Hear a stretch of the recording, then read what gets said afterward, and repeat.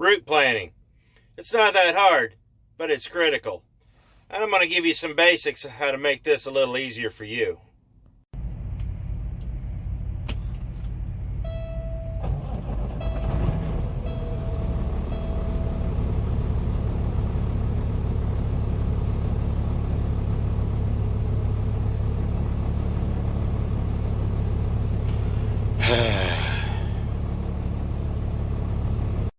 Through social media, I am constantly seeing videos of people hitting things, and I know they follow their GPS.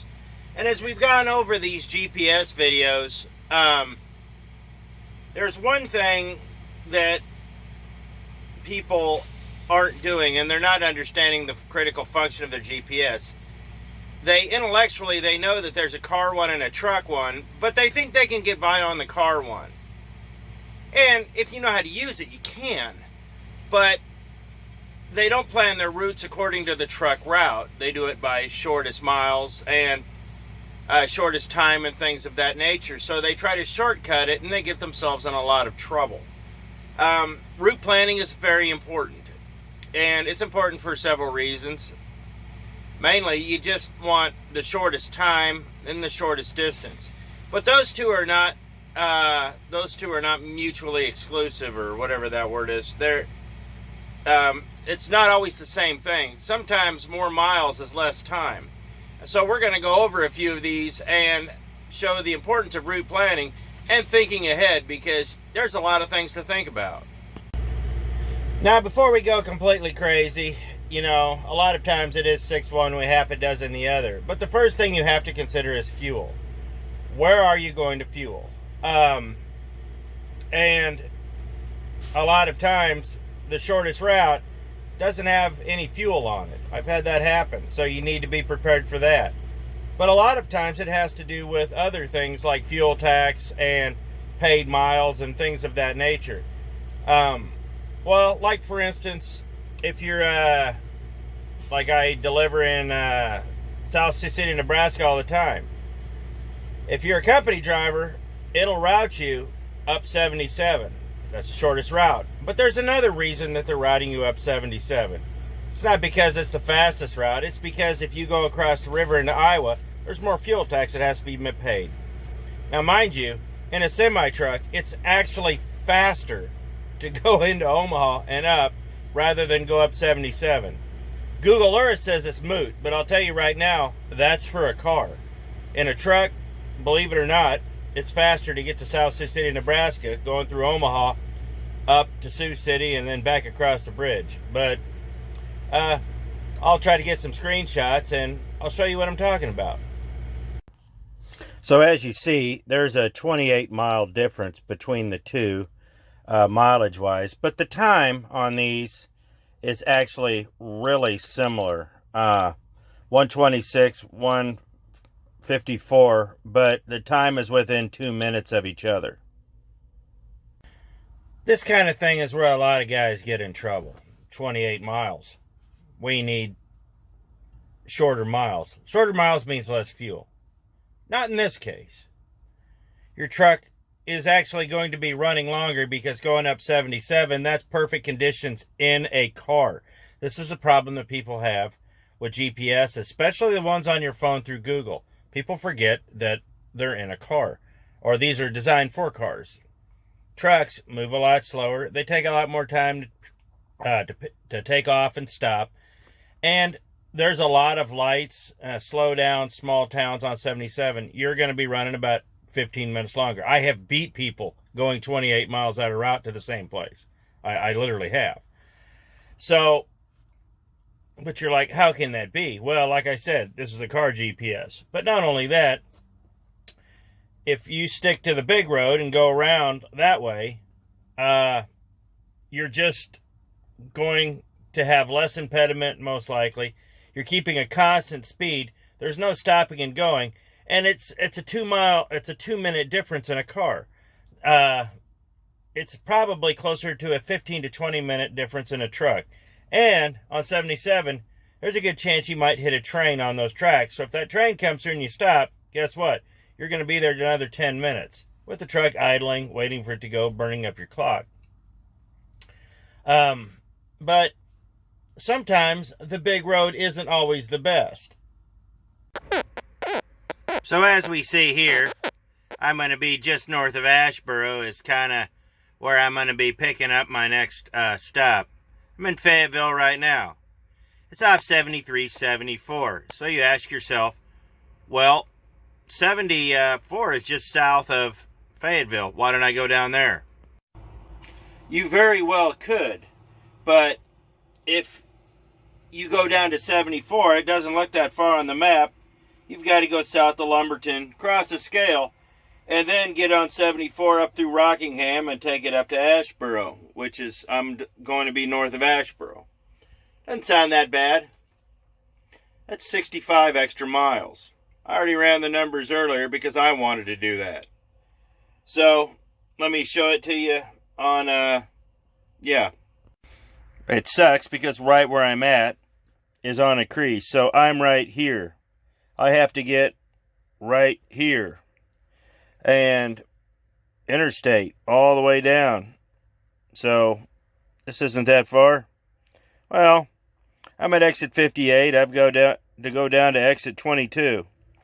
But if you look here, it's a 4-lane highway all the way over to Asheboro or up to here, and I can go right in. That's part of the reason I like maps, and I update them every year. I get a new map.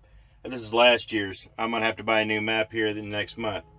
But let me get it on the GPS, and I'll show you the difference. So this right here is the car GPS. So on the truck GPS, it's always wrong. But this is what it starts out with. The initial screen is always off. It also says it's 96.7 miles. What's funny is that on the truck GPS, the longest route is actually the shortest amount of time. But we're going to do the one, we're going to do this one, the one it's suggesting, for a very real reason. Now you're probably saying, wait a minute, you just contradicted everything you just said with the last statement on the last load. Not really. It sounds like it, but there's a very real reason why. Being very aware of your surroundings.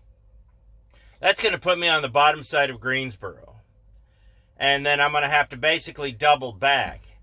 And to go up into town, risk morning rush hour and all of that, to save 15 minutes, which I'm going to lose being in morning rush hour, because that's giving me the conditions for today, not the conditions for tomorrow morning. So when you have to go pick up, if you don't have to double back, don't. It might cost you a couple of extra minutes, but it's going to keep you out of the soup, and you're going to make it to your destination a whole lot easier. So once I get loaded, I'm going to have to turn around. I still have to go through Greensboro, and then we will boogie on out that way. I'm going to try to stay out of Ohio. I don't like the snow. No. But we'll get up there, and you know, it's 2 hours, and it'll be roughly at the end of it. It'll be probably closer to 2:20. And, you know, that minute 58 is probably closer to 2 hours and 15.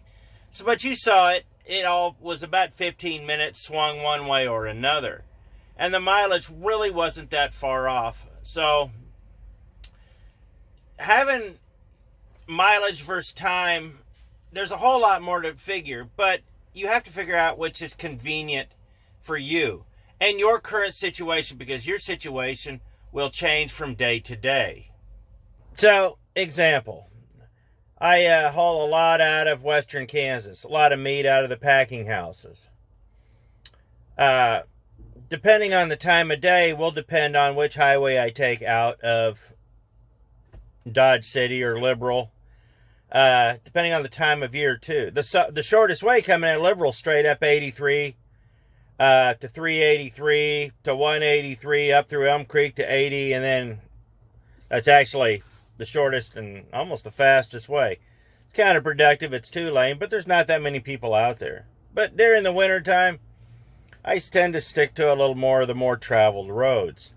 Like if I come out of Dodge City, usually the traffic's pretty thick, but they're all following GPSs. And I know that even if I'm stuck in a pack, the majority of these trucks are going to get off in Kinsley and go up 56 towards Great Bend because they're taking the shortest way on the GPS. And 90% of the traffic will leave there, and I got a straight shot all the way to Hutchinson. If you get on your map, you'll see what I'm talking about. But usually once that split happens, it's about an hour, a little over an hour to Hutch, and then I'm on the 4-lane the rest of the trip. And people are like, why would you go that so far out of route? It's really not. In fact, no, it's really not. I've run the mileage, but it's the fastest route. I argue with people and argue with people and argue with, well, I don't really argue with people. I don't do that much anymore when it comes to routing, because people are going to do what they want to do, but they always get mad when I'm sitting there unloaded or getting unloaded in the only empty dock door, and they're waiting for me. Here's the thing. You don't get this kind of knowledge overnight. This took several years to learn. You have to learn the fastest way. You have to learn the slowest way. You just have to learn the ways.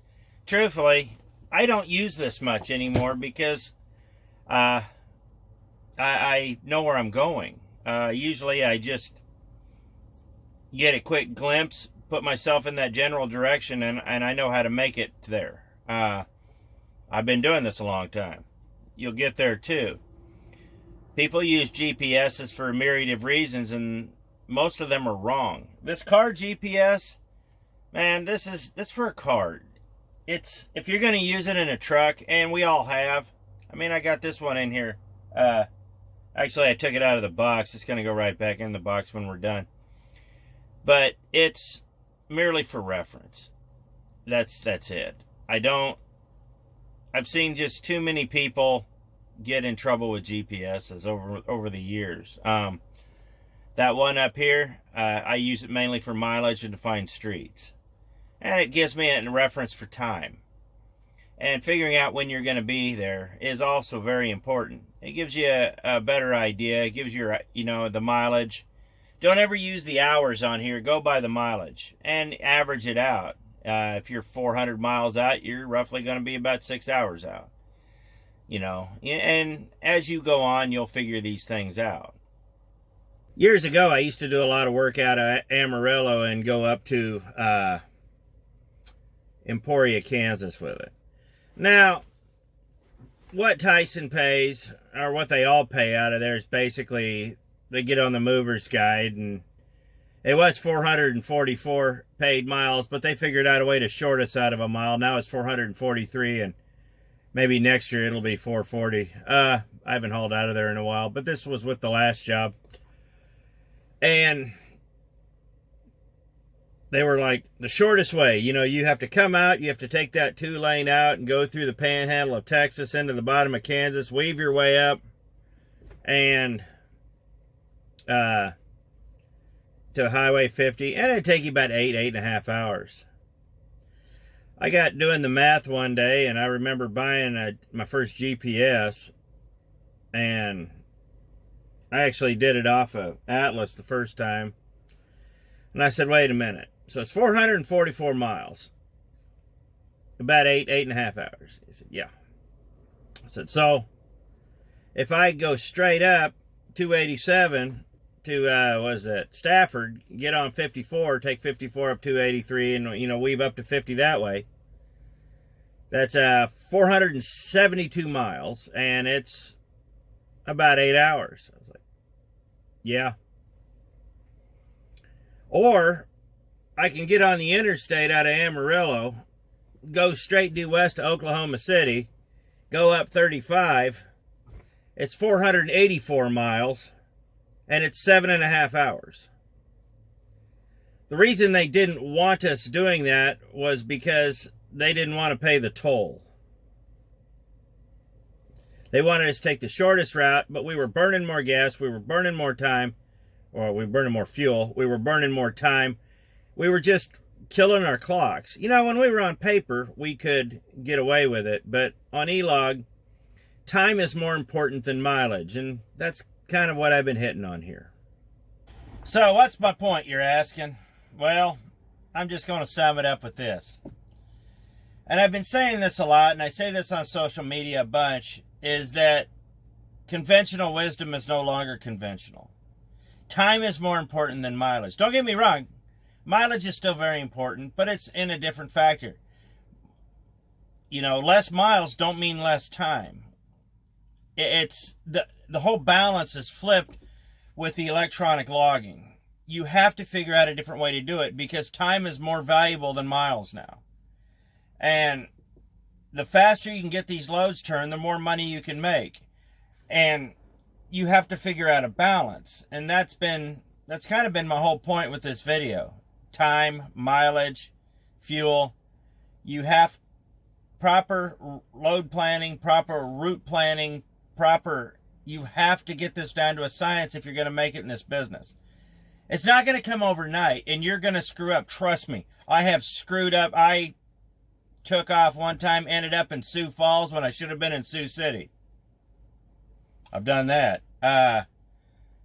We had one guy at one of my jobs this is before we had GPSs in the trucks. He was supposed to go down to Ottumwa, Iowa out of Waterloo and ended up in Minnesota. And we had to shut his fuel card off so he'd call in. That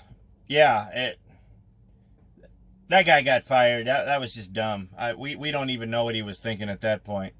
Got a few stories like that. But the fact of the matter is, you want to be profitable. And profitable comes with good route planning and time management.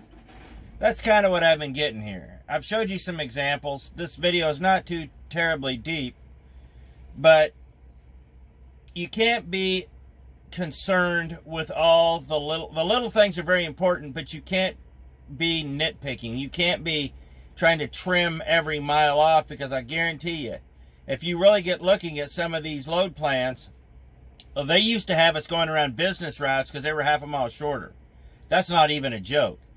You know, you'd be on the interstate. If the loop went around this way, but the business route went straight through town, they'd send you straight through town. And they'd expect you to do it. I never did it. I'm not an idiot.